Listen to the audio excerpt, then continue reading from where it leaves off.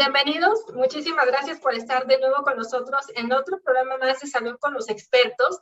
Y el día de hoy tenemos la oportunidad y el honor de poder contar primeramente con nuestra doctora Alejandra Camacho, la coordinadora médica de Cebras México, a quien le agradecemos muchísimo la coordinación de este webinar, y también, por supuesto, a nuestro querido doctor Alberto Hidalgo Bravo. Muchísimas gracias, doctor. Voy a platicarles acerca de él. Es médico especialista en genética, también es adscrito al Instituto Nacional de Rehabilitación y miembro del Sistema Nacional de Investigadores. Y bueno, el día de hoy nos va a platicar acerca de un tema muy importante que ahorita la doctora le va a ahondar más en el tema. Muchísimas gracias, doctor, por estar con nosotros. Un placer escucharle y aprender de usted. Bienvenido. Muchas gracias, Jackie. Muchas gracias, Ale. Como siempre, es un placer estar acá con ustedes. Muchas gracias, doctor Hidalgo. Gracias, Jackie, por las presentaciones, y por supuesto que para mí es un más que honor presentar al doctor Hidalgo, no solo por su trayectoria profesional y lo profesional que él es, sino porque es un gran amigo, ¿no? Y bueno, sin más preámbulos, bueno, él nos va a hablar de tamiz neonatal genético. Sabemos lo importante y lo relevante de tener un tamiz neonatal, no solo de 6 elementos, sino un tamiz neonatal ampliado que nos permita hacer determinaciones tempranas, ayudar a prevenir temas tan importantes como o discapacidad intelectual, y que se puedan tratar sencillamente con controlar la dieta en muchísimos casos, ¿no? Pero bueno, no solo eso es suficiente, también podemos tener la opción de hacer un tamiz neonatal genético que nos pueda dar una mejor confirmación de la enfermedad. ¿Y quién más para hablar del tema que el doctor Alberto Hidalgo? Pues muchas gracias, doctor Hidalgo, por estar hoy. Gracias, Ale, gracias. Después de tantos años seguimos aquí juntos. Mejor no voy a decir al aire cuántos, pero son pocos. Entonces voy a empezar a compartir mi presentación. Gracias, doctor. Y vamos a hablar de este tema, como bien dijo la doctora Ale. Este tema ha sido importante desde hace mucho tiempo en la historia de la medicina y cada vez va evolucionando más. Entonces yo quiero platicar un poco del siguiente paso, que es lo que pretendemos o que se vislumbra como una muy buena alternativa, que es el tamiz neonatal genético. Ahora, en la función en general o el objetivo en general de una estrategia de tamizaje, que lo que quiere decir es buscar en toda nuestra población, es detectar aquellos individuos que pudieran estar afectados, y me voy a permitir usar esta palabra, que en el nacimiento no tienen ningún signo o síntoma de la enfermedad, que parecerían sanos, pero que en realidad es un trastorno que no se ha manifestado. Ahora, estos los tenemos que buscar en los primeros días en cualquier país, es abarcar al 100% de la población y ser capaces de llegar a todos estos lugares y diagnosticar que todo el mundo tenga la misma oportunidad de ser detectado. Ahora, hace muchos años, vean, en 1968, se plantearon estos criterios de Wilson y Younger, y fue un documento publicado por la Organización Mundial de la Salud, donde ellos postulaban esta estrategia, cómo debía de ser, cuáles deberían de ser sus principios.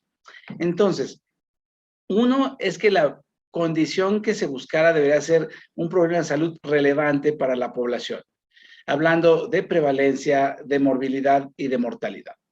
Además, debería de existir un tratamiento aceptado, porque finalmente ese es el beneficio último que se les iba a ofrecer a los que pudieran llegarse a detectar mediante los métodos de tamizaje. 2, deberíamos de contar con toda la infraestructura posible para el diagnóstico y manejo de estos pacientes.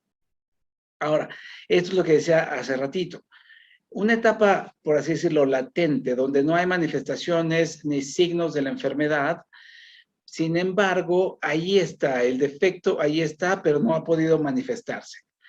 Y después, la prueba debe ser adecuada y dirigida a este padecimiento. Sí, o sea, sabemos que no hay prueba 100% perfecta, pero con la probabilidad de error menor posible. Ahora, la prueba debe ser aceptada para la población. Y cuando me refiero a aceptada, me refiero a todos los aspectos, tanto éticos como no invasivos. Y sabemos que en una población tenemos muchas ideologías, debemos de respetar esas ideologías, y entonces debe ser una prueba aceptada en todos estos aspectos que acabo de mencionar, perdón.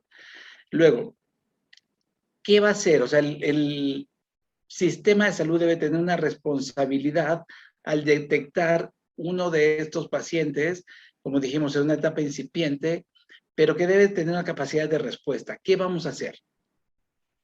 Y ahora, el costo de la búsqueda, incluyendo aquellos pacientes que se detecten, no debe rebasar las capacidades del sistema y también las consecuencias de la atención médica, ¿no? O sea, yo detecto algo que sé que la prueba me va a costar, pero sé que me va a costar muchísimo más el tratamiento a corto, a mediano o largo plazo, o de las secuelas que pudiera implicar este padecimiento. Entonces, por ahí se fueron estos principios, muchos son válidos hoy en día, pero de ahí surgió la idea y el objetivo de hacer un tamizaje poblacional.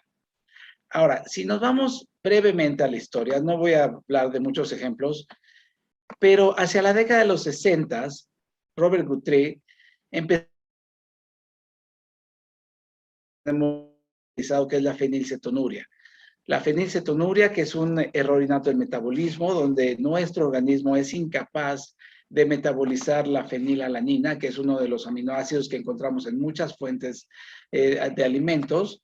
Y bueno, ellos idearon una metodología basada en bacterias para poder detectar en un papel filtro, que el papel filtro sigue vigente para muchos procesos hoy en día, si existía o no este defecto en el procesamiento de la fenilalanina a partir de gota de sangre obtenida del talón del recién nacido.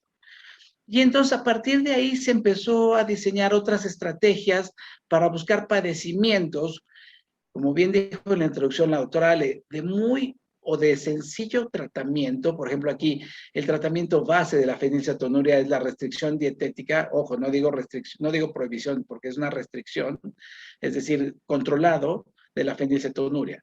O hacia 1970, para la detección del hipotiroidismo congénito, que también una terapia de reemplazo puede evitar las consecuencias de no tener suficiente cantidad de hormona tiroidea. Y así, entonces, vean, son algunos pequeños ejemplos de cómo fue avanzando esto. Ahora, en la década de los 90 se desarrolló esta técnica de la espectrometría de masas y posteriormente espectrometría de masas en tándem, que es una espectrometría tras otra, para detectar analitos o metabolitos, es decir, sustancias que sabíamos que se podían acumular por el fallo de una vía metabólica o por el fallo de algún proceso biológico que podían estar o en exceso o podían estar carentes. Entonces, de ahí podíamos empezar a determinar cuál era la consecuencia de estos defectos. Ahora, ¿qué ha pasado en Latinoamérica? Nosotros sabemos que siempre manejamos Latinoamérica como un bloque. Y dentro de este bloque, los países se han dividido en 5 grupos, perdón. Dependiendo de sus capacidades, de su cobertura y de su potencial para hacer el tamiz neonatal, de alguna manera básico o ofertado por el sistema de salud gubernamental. Entonces, no me voy a leer todos, solo quiero resaltar que México está basado en el grupo 2. No estamos en el grupo 1 como otros países como Costa Rica, Cuba, donde ellos han logrado un tamizaje o una cobertura mayor de su población, que si vean es alrededor del 99%. Y en el extremo están del país que está en el grupo 5, que es Haití, donde básicamente no hay un programa de tamizaje neonatal. Vamos a ver estos números. Es la cobertura que se reportó para el 2018. ¿Cómo estábamos nosotros? Pues, como dijimos, después de aquellos países del grupo 1, que son Cuba, Costa Rica, la cobertura poblacional, contando que además México tiene esto que no tienen muchos países de Latinoamérica, un sistema de salud muy complejo por diferentes instituciones, diferentes derechohabiencias. Entonces, contando todo eso, estamos arribita del 84% de cobertura. Es bueno, pero bueno, lo ideal es estar acá, ¿no? En el 99%. Y así con el tamiz neonatal que tenemos hoy en día vigente. ¿Y qué es eso que tenemos hoy en día vigente? Este cuadrito comparativo nos deja ver los padecimientos en los cuales participamos o tenemos cobertura. Esta cobertura, aquí estamos. Si se fijan, hay otros países donde hay otros análisis que se estudian, pero por lo mismo, a veces la cobertura es mejor, es menor, etcétera. Pero aún así, estamos hablando de que son 6, 7 padecimientos en algún momento que se pueden diagnosticar o detectar por medio del tamiz en nuestro país. Ahora, ¿qué es la ventaja o desventajas que se ha tratado de considerar para continuar usando la espectrometría de masas en tándem como la metodología de elección para el tamiz neonatal? En algún momento nos preguntamos, bueno, ¿es posible que la concentración, la presencia de estos metabolitos cambien con el tiempo? Se hizo un estudio en el 2021 de 41 de los metabolitos más frecuentemente incluidos en los programas de tamiz ampliado y tamiz básico que se ofrecen en diferentes países. Lo que nos enseña esta gráfica de calor que dividieron, en cada fila es uno de los metabolitos y en cada columna los diferentes tiempos a los que se recolectaron las muestras de los recién nacidos. El punto de referencia era hasta las 17 horas y después de ahí se hicieron rangos de 18 a 23 horas, 24 y así sucesivamente.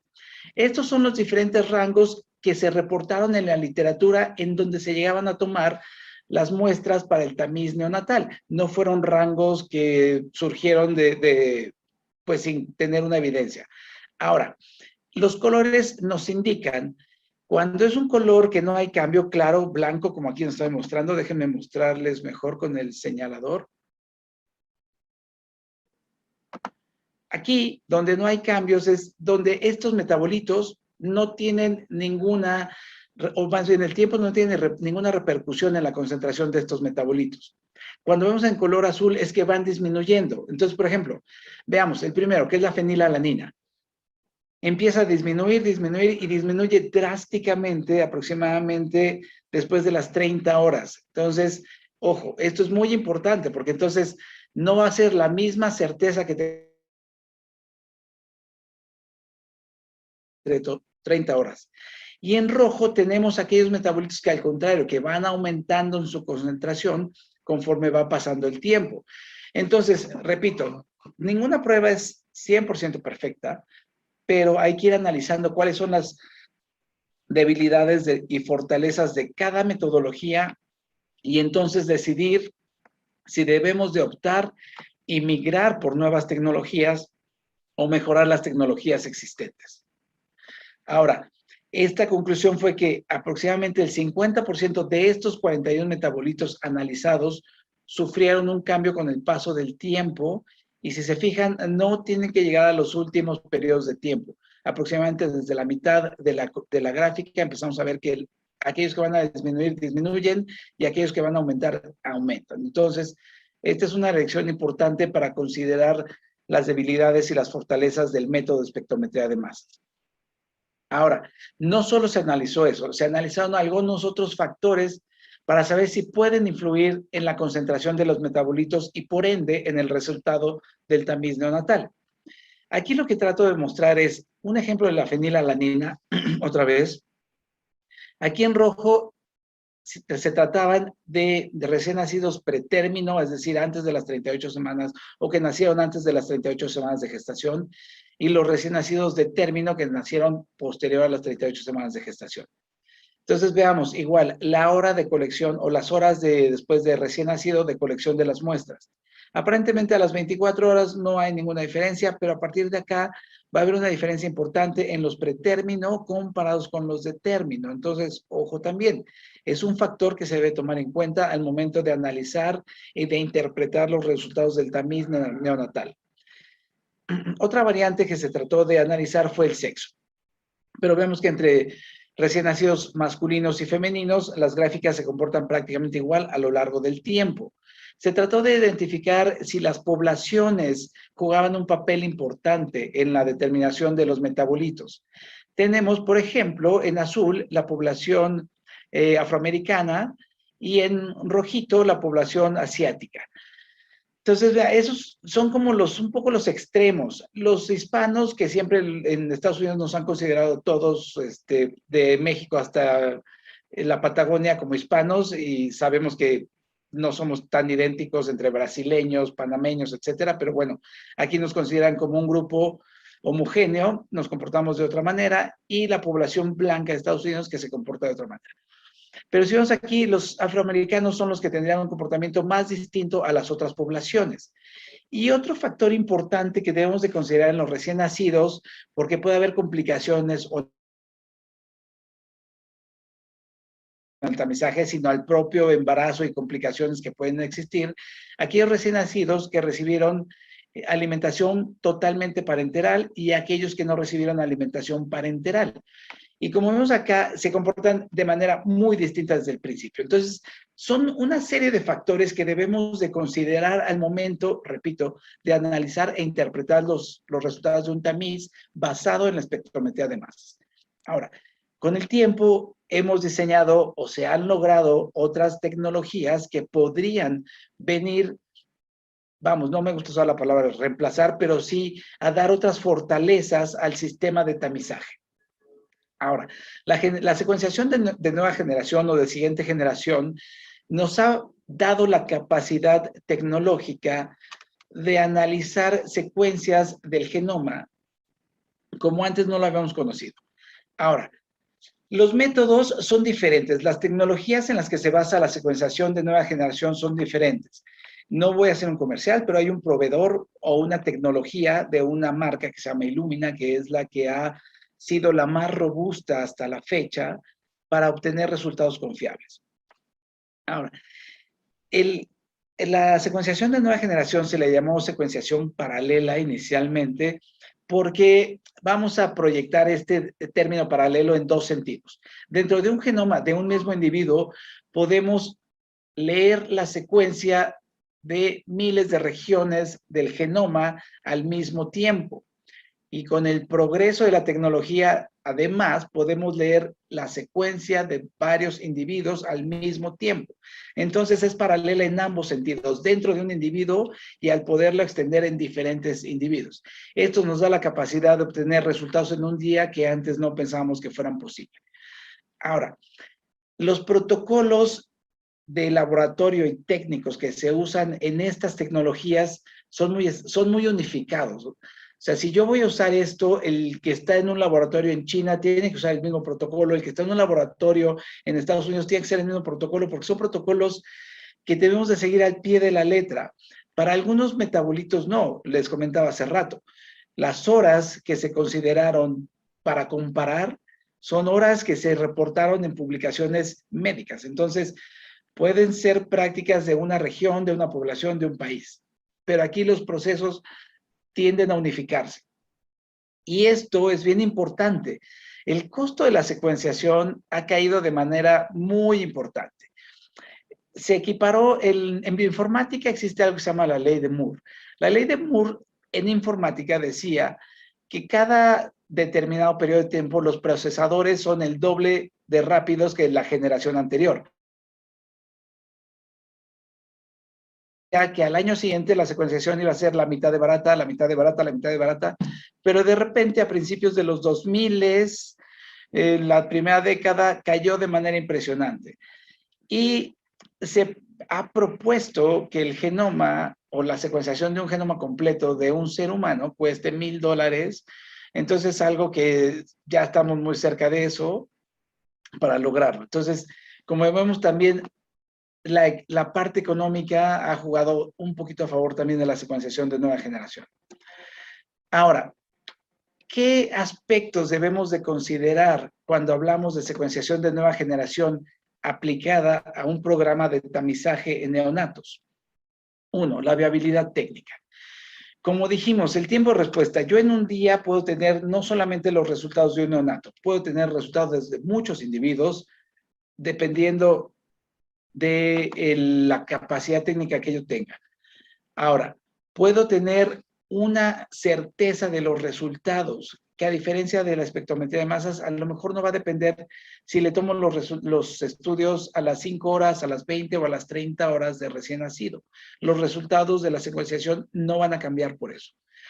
Tenemos la capacidad de categorizar diferentes aspectos del genoma que pueden estar jugando un papel importante en la patología.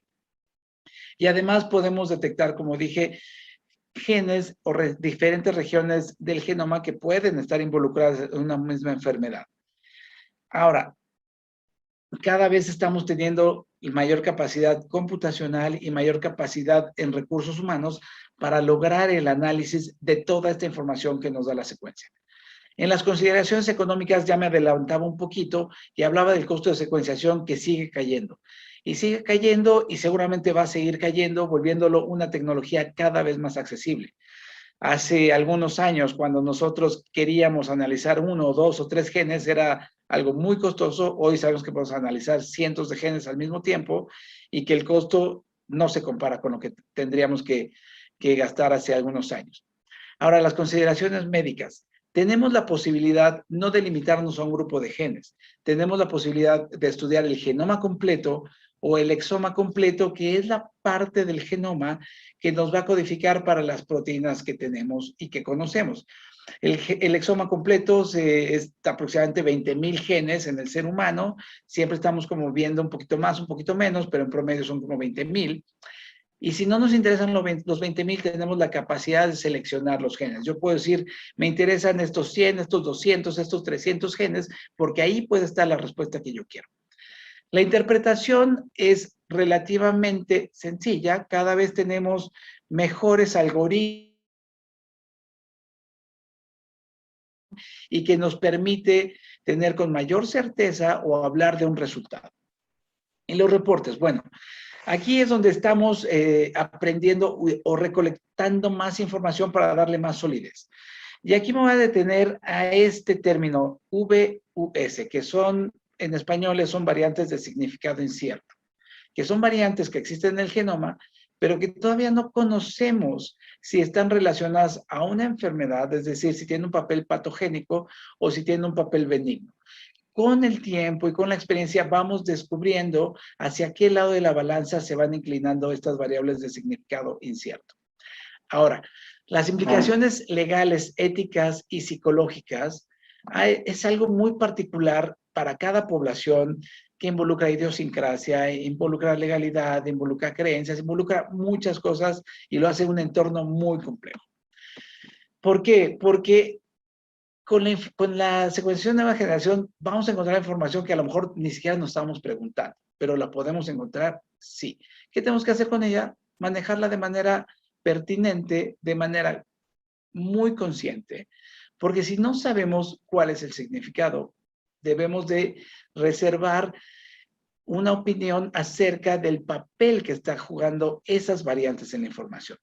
Las leyes también están aprendiendo, se están moldeando para dirigirnos hacia cómo manejar esa información.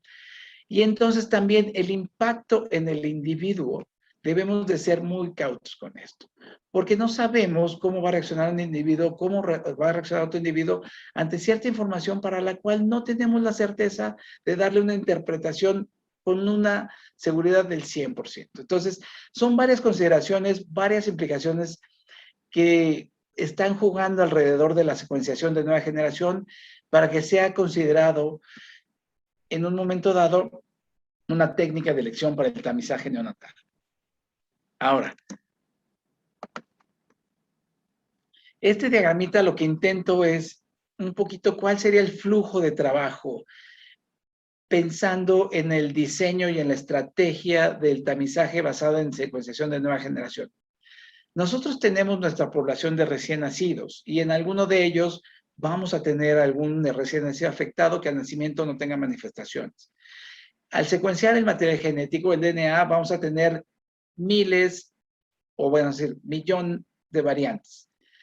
Y estas variantes, con base en literatura, en análisis previos, podemos irlas discriminando entre aquellas que tienen un papel patogénico, en aquellas que tienen un papel benigno dentro del genoma, o que una repercusión biológica patogénica o biológica benigna de un lado o del otro. Podemos filtrar estas variantes y entonces ir diciendo, ok, en este tamizaje me quedo con estas variantes que sé que son de acuerdo a la población, son raras, es decir, no las encontramos con mucha frecuencia y que puede ser que ya estén descritas con una repercusión patogénica a nivel biológico, o aquellas que son comunes y que ya sabemos que tienen una consecuencia benigna a nivel biológico. Podemos hacer un filtrado de estas que son las raras, que todavía no tenemos muy seguro el papel en esta población, y ahora, por medio de recursos computacionales, tenemos la posibilidad de darles una interpretación con base a herramientas que nos predicen, nos pueden predecir cómo altera la función de la proteína, nos pueden comparar si a través de la evolución de diferentes especies son variantes que están presentes o no presentes, y eso nos va a hablar de la importancia a nivel biológico. Cuando una variante está presente a través de la evolución es por algo, si se conservó a través de la evolución es por algo, porque tiene una importancia biológica a nivel del organismo. Y aquellas que todavía no tenemos muy seguro, las vamos a filtrar y entonces podemos saber cuáles están realmente asociadas a una enfermedad y cuáles definitivamente no. Y esto hablamos de dos conceptos importantes para cualquier prueba de detección o prueba diagnóstica. La sensibilidad, que es la capacidad de una prueba de detectarme a los verdaderos positivos, y la especificidad, que es la capacidad de detectarme a los verdaderos negativos. Esto es importante y aquí se ejemplifica que la mayor parte de la población van a estar aquí en los verdaderos negativos y esperamos encontrar aquellos individuos verdaderos positivos. En el medio vamos a tener individuos que en realidad son positivos, pero que la prueba nos va a dar negativa, o lo contrario, que la verdad son negativos, pero la prueba nos va a dar una prueba positiva. Entonces, estos individuos o estas tasas de falsos positivos y falsos negativos, hasta la fecha están presentes en prácticamente todas las pruebas que conocemos en el ámbito médico. Ahora, ¿qué tenemos que tomar en consideración para hacer la selección de genes que pueden entrar a un panel o a un programa de tamizaje? Bueno, no hay un consenso todavía, como dije hace rato, es una estrategia, es algo que está planeando, es algo que está promoviendo, por lo tanto todavía no hay una unificación de criterios. Uno podría ser la gravedad de la enfermedad. Esta enfermedad es muy grave y tenemos que detectarla, o sea, y aquí como decimos, el tiempo es salud, el tiempo, entre más tiempo tardemos en detectarla, va a haber más consecuencias. Dos, es una enfermedad de inicio. No tenemos mucho tiempo para detectar a ese paciente, tenemos que detectarlo lo más temprano posible. Ahora, nosotros en genética hablamos de algo que se llama penetrancia del gen, es decir, si cuando hablamos de 100% de penetrancia es que el 100% de los individuos que portan el gen defectuoso o con la mutación o con la variante patogénica van a desarrollar la enfermedad. Entonces es importante porque sabemos que ese individuo en algún momento va a desarrollar la enfermedad. Ahora, ¿qué tanto conocemos de la enfermedad? Sabemos si el detectar la variante A, B o C, a pesar de que sea la misma enfermedad, nos va a modificar el comportamiento clínico de la enfermedad o nos va a hablar del pronóstico. A los genetistas nos gusta también hacer algo que se llama correlación genotipo-fenotipo, que es precisamente identificar si la presencia de una determinada variante nos va a hablar del comportamiento de una enfermedad o de las manifestaciones que va a presentar una enfermedad. Y la otra, que sea una enfermedad tratable, es decir, que al detectarlo podamos tener una estrategia de tratamiento temprano que evite que se presenten las complicaciones o las secuelas de la enfermedad. Ahora, quiero hablar nada más de una de las compañías que está ofreciendo estos planes o estas estrategias de tamizaje neonatal basado en secuenciación de nueva generación, y que ya está disponible en nuestro país. Es una compañía que se llama iGenomics. Actualmente ellos tienen un panel, un panel de genes que son 238 dirigidos a enfermedades que tienen los criterios que acabamos de mencionar en la diapositiva anterior y que están distribuidos o los podemos clasificar de acuerdo al tipo de enfermedad. Enfermedades que conocemos como errores y datos del metabolismo. Enfermedades relacionadas al sistema endocrinológico, enfermedades relacionadas a inmunodeficiencias, otras a problemas auditivos y otras de diversas patologías, pero que pueden tener un tratamiento.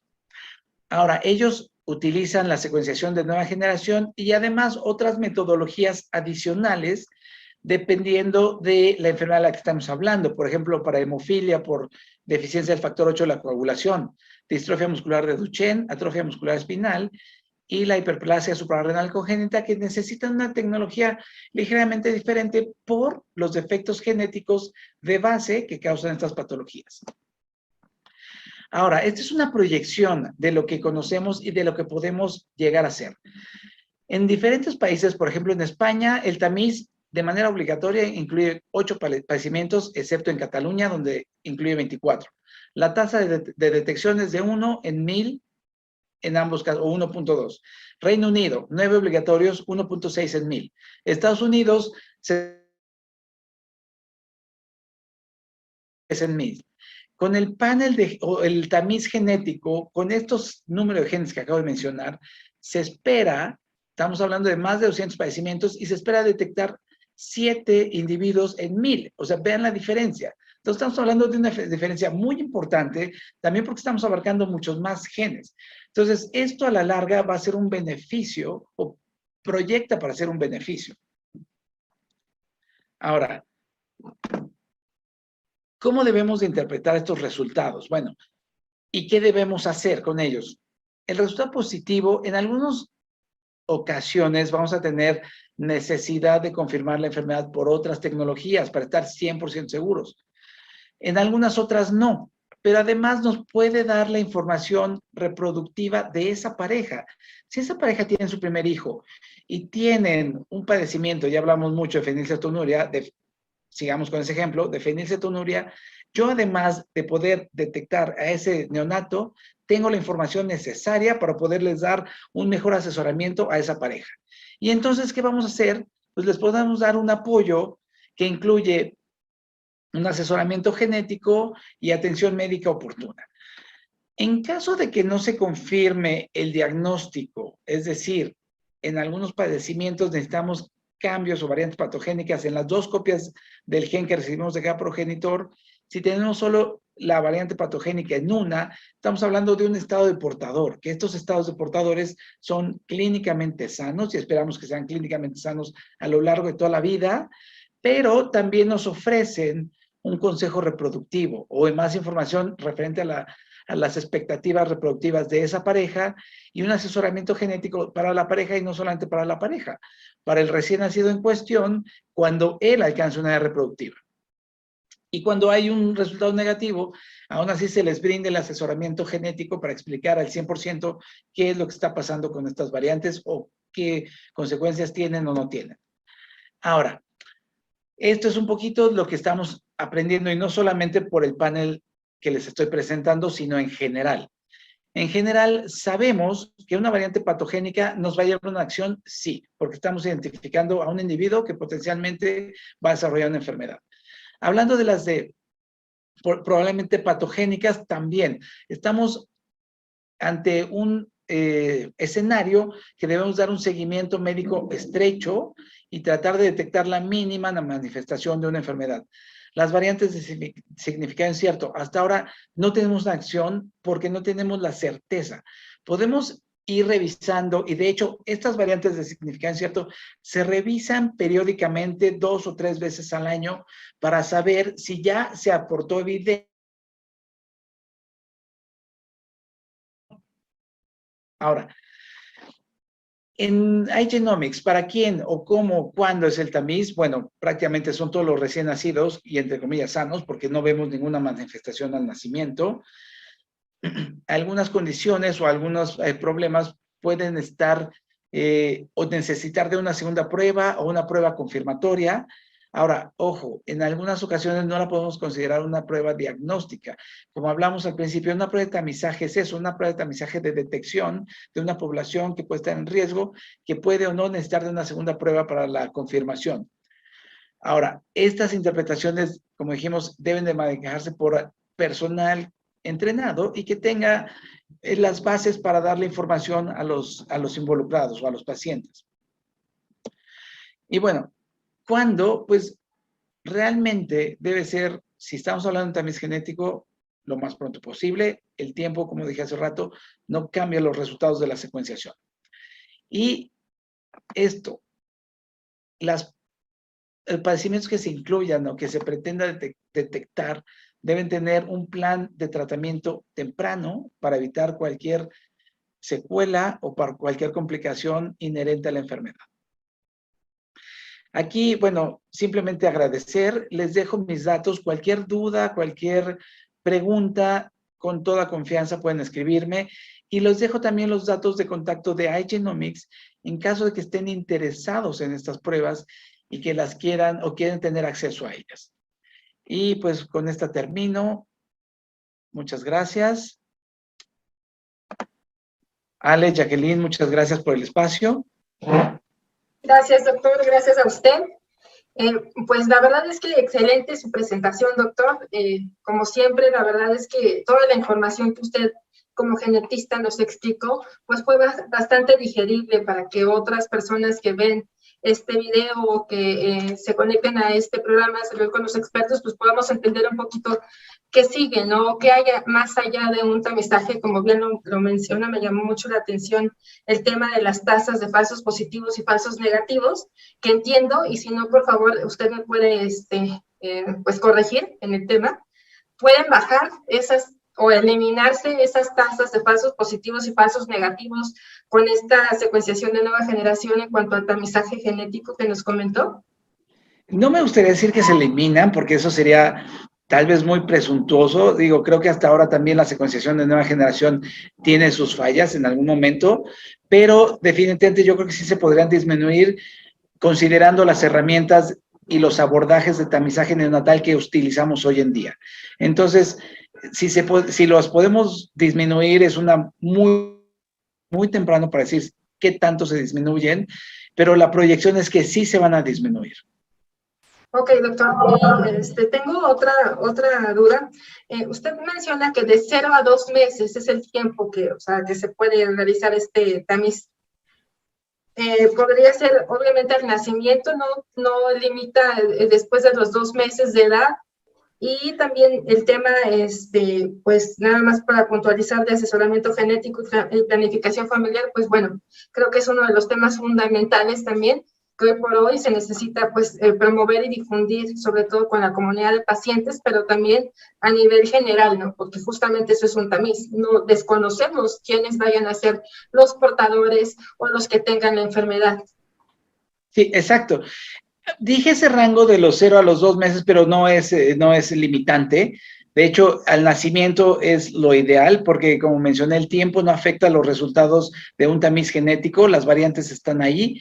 Simplemente a lo mejor me fui a los 2 meses como para decir, bueno, ya después algunos padecimientos nos podrían dar algunas manifestaciones que no deseamos y que si simplemente repitamos de la fenilcetonuria. O sea, en cuanto se detecta la fenilcetonuria, se tiene que adecuar la dieta de los recién nacidos para evitar que entonces empiece su organismo a acumular la fenilalanina y empiece a presentar las manifestaciones que no queremos o los efectos que no queremos. Pero no, de hecho, en el primer o segundo día de vida se puede tomar la prueba sin ningún problema. Además de que los métodos cada vez también son menos invasivos. O sea, el tamiz a partir de la prueba de sangre del talón, digo, es un método de mínima invasión, pero si yo a eso lo sustituyo por un hisopo o pues sí, un hisopo bucal y obtener el material genético a partir de ahí, pues ahí es prácticamente cero invasivo, ¿no? Es justo lo que le quería, sí, perdón, doctor, es justo lo que le quería preguntar, ¿no? ¿Cuál sería el método para poder realizar este tamizaje? Y ya nos lo acaba de comentar.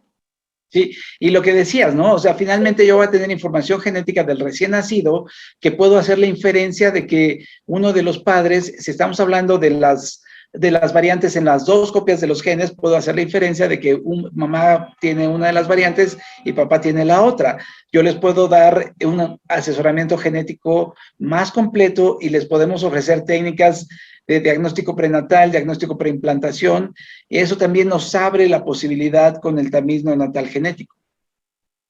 Muchas gracias, doctor. Gracias por responder. Doctora Ale, no sé si tenga alguna duda o algún comentario respecto a la plática del doctor Hidalgo. Primero, pues muchas gracias por tu ponencia, estimadísimo. Como siempre, pues súper interesante lo que nos compartes. A mí me quedan como temas éticos aquí en el tamiz neonatal genético. Es un poco como mi inquietud, pero ahorita te haré preguntas puntuales en ese punto. Pero la otra cosa que me llamó la atención es una tablita que presentaste de lo que se detecta en otros países. ¿Estas detecciones se hacen con esta técnica? No, eso es con el... Fíjate que también, yo de verdad es que siempre decimos que como 6 elementos o 6 padecimientos en México, pero ya lo vieron, en el Reino Unido 9, o sea, no estamos muy lejos de esto. Entonces, con esa, no, ese es el tamiz basado en metabolitos, con la espectrometría de masas. Entonces, la tasa de detección va de 1 a 1.9, en el mejor de los casos, por 1000 recién nacidos. Ahí el único excepción es Cataluña, que tiene hasta detección de 24 padecimientos. Y bueno, en Estados Unidos sabemos que el sistema de salud es distinto, ¿no? O sea, tú vas a obtener lo que puedas pagar. Si lo puedes pagar de más elementos, pues la tasa de detección se va a elevar.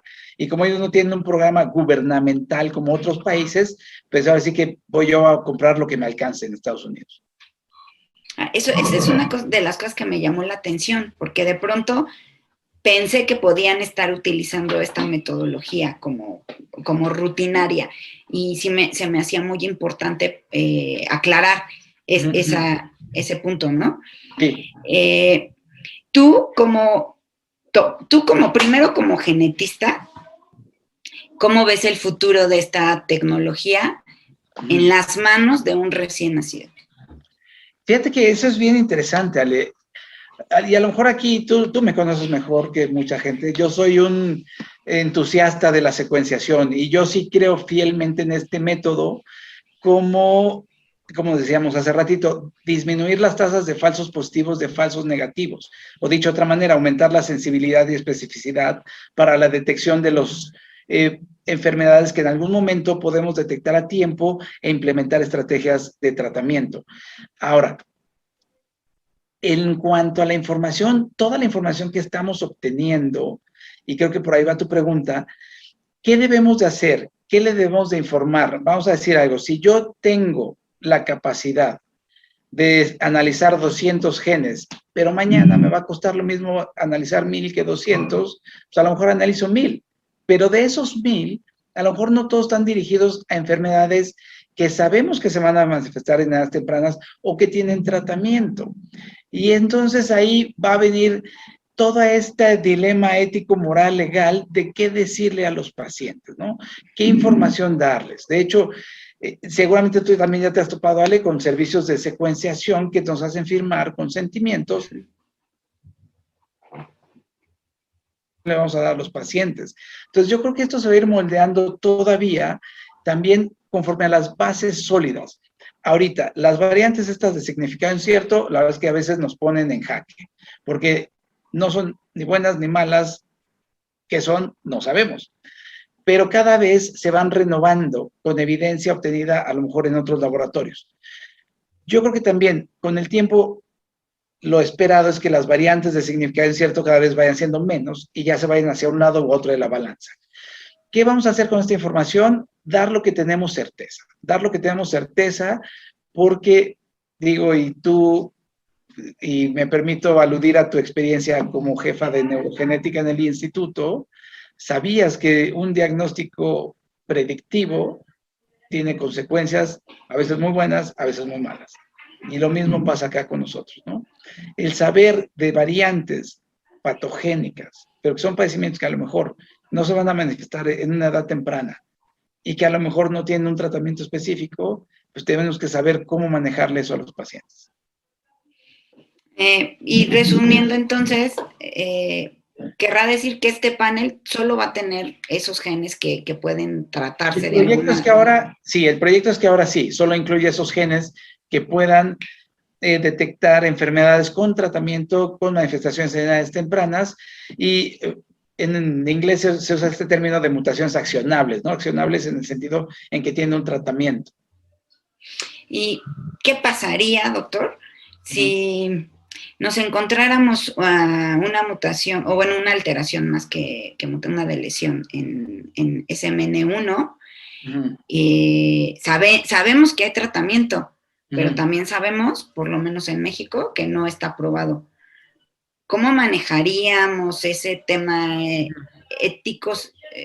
A lo mejor pienso que con lo relevante de las manifestaciones clínicas a temprana edad, y aunque no tengan el tratamiento específico, al final van a tener un manejo más temprano, claro, y quizá una poquita mejor evolución, ¿no? Sí, sabes, aquí es bien interesante lo que preguntas, y creo que nuestra experiencia como médicos genetistas a veces nos da la respuesta, y esto es algo que yo aprendí. Yo les voy a platicar, o sea, en algún momento yo he visto pacientes que tienen enfermedades que no hay tratamientos aprobados en México, en otra parte del mundo, que a veces yo sé cómo le hacen, pero consiguen o el tratamiento o consiguen mudarse a otros países. Entonces, mi responsabilidad es decirle, tienes esto, existe este tratamiento, y si ellos de alguna u otra manera lo consiguen, qué bueno. Y Ale, tú lo has visto seguramente también con algunos padecimientos, con algunos pacientes, que de alguna manera, en ese sentido yo te diría, sí hay que darles la información, aunque en México no tengamos el tratamiento, no sabemos lo que son capaces esas familias. Me agrada tu respuesta. Ya por último, híjole, no quisiera abusar del tiempo de la gente que nos ve, pero entonces, ¿estaré yo certera? O sea, estos estudios genómicos, sé que no están totalmente regulados en México, ¿no? Creo que nos falta muchísimo ahí. Rubén Lisker ya decía que avanza más rápido la ciencia que la bioética, ¿no? O que las propias reglas del juego de cómo se tendría que hacer, hablando ya de leyes.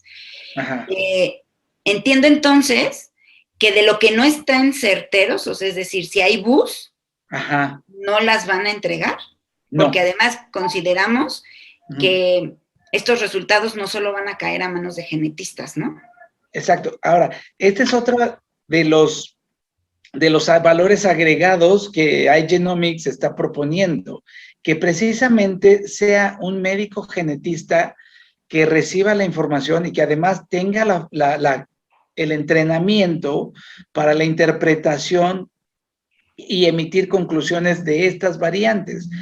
Tú y yo sabemos que muchos colegas pediatras van a empezar a recurrir cuando se abra esto. Y obviamente no es de ninguna manera hacerlos a un lado, pero no tiene, o sea, su entrenamiento no es basado en esto, como podría ser el de nosotros, y que aún así dentro de los genetistas necesitamos todavía otro entrenamiento para poder hacer uso de estos datos. Entonces, eso es algo muy importante y que cabe en tu pregunta, Ale. Si un colega pediatra decide optar por el panel de iGenomics de más de 200 genes, él no va a recibir la información y a ver, haz de ella con lo que quieras. No. Los pacientes y él van a tener un acompañamiento por parte de un genetista entrenado y capacitado para poderle dar esas interpretaciones y decirle qué significan cada una de esas variantes que pudieran estar identificándose y llegando a un filtro donde o queden como bus o queden como patogénicas. Entonces, sí, va a haber ese acompañamiento que te digo, hablando del panel de iGenomics, existe y que creo que es una medida muy pertinente y que va a tener un poquito más de control acerca de la información de los individuos y la manera en que se entregue. Vale, ya no quiero abusar, tengo más dudas, pero por obviedad de tiempo y pues me las voy a abstener y luego ya charlamos detenidamente. Muchísimas gracias. En la continuación, porque sí, hay bastantes preguntas, doctor. Pero sí, como bien lo dice, y coincido mucho también con el doctor Hidalgo acerca del tema de como pacientes o como persona mereces saber qué tienes, ¿no? Y si realmente tienes una enfermedad, mereces saberlo. Sobre todo también para las decisiones de planificación familiar, entre otras cosas. Creo que es muy bueno y creo que es un derecho que también como cada persona nosotros, pues deberíamos de saberlo. Y bien, Ale, como bien lo dices. Estoy de acuerdo contigo, Jackie, pero también debemos recordar que también existe el derecho a no saber. Hay personas, hay pacientes que no quieren saber. Entonces, el tema de la bioética, ¿no? El tema de la bioética es sumamente complejo y sobre todo es de decisiones personales. Es muy subjetivo. Entonces, a lo mejor para ti, o para nosotros tres, nos hace mucho sentido que debamos saber, pero a lo mejor hay personas que no quieren saber. Y así como es respetable que nosotros pensemos que es muy importante saber, es muy respetable las personas que piensan que no quieren saber. Entonces, por eso todas estas preguntas, y agradezco mucho las respuestas de Hidalgo, porque pues habla de la calidad de los estudios, la bioética que tiene el laboratorio, que está ofreciendo estas nuevas pruebas, y bueno, también habla de que los genetistas somos necesarios, ¿no? En el ámbito de la medicina. Por supuesto, Ale. Y sobre todo también el tema del consentimiento, que como ustedes son expertos, les agradezco mucho a los dos, ¿no? Que nutren esta plática que el doctor nos ha pues regalado, nos ha presentado el día de hoy, y creo que aprendimos bastante. Sobre todo también queremos darle una continuidad para otras preguntas, algunas otras cuestiones que podamos comentar, creo que sería muy oportuno. Claro que sí, ya sabes que sí, Jackie, ya sabes que sí, Ale, cuando ustedes quieran. Muchas gracias. Y ya por último, doctor, creo que también es importante nosotros como sociedad civil puntualizar que ese acompañamiento es algo que a lo mejor en otros lugares no se da, no nada más es una prueba que te da un papel y te dice información acerca de la detección, como bien lo dicen, no es un diagnóstico, es una prueba, son datos específicos que se unen a otra serie de estudios o de criterios también del médico que vaya a dar el diagnóstico en su momento. Entonces creo que el acompañamiento de un genetista y el seguimiento es muy importante, ¿no? Para que también el paciente o la persona pues se sienta pues acompañada y sobre todo informada adecuadamente por el especialista adecuado, que son ustedes, los genetistas. Sí, definitivo, Jackie, te digo, y sobre todo un genetista local, ¿sabes? Idiosincrasia, ¿no? No es lo mismo que a lo mejor te pudieran ofrecer el asesoramiento de alguien que no vive en tu país, que no vive en tu sociedad, porque pues, los valores son muy distintos, ¿no? Tanto morales, religiosos, éticos, todo. Entonces, qué mejor que alguien local te pueda brindar ese acompañamiento y comprenda que tú le digas X o Y razón para conocer o para no conocer, y que sabe lo que representa, ¿no? Dentro de nuestra idiosincrasia, ese concepto, y que le da total validez. Por supuesto, doctor, estoy totalmente de acuerdo con usted.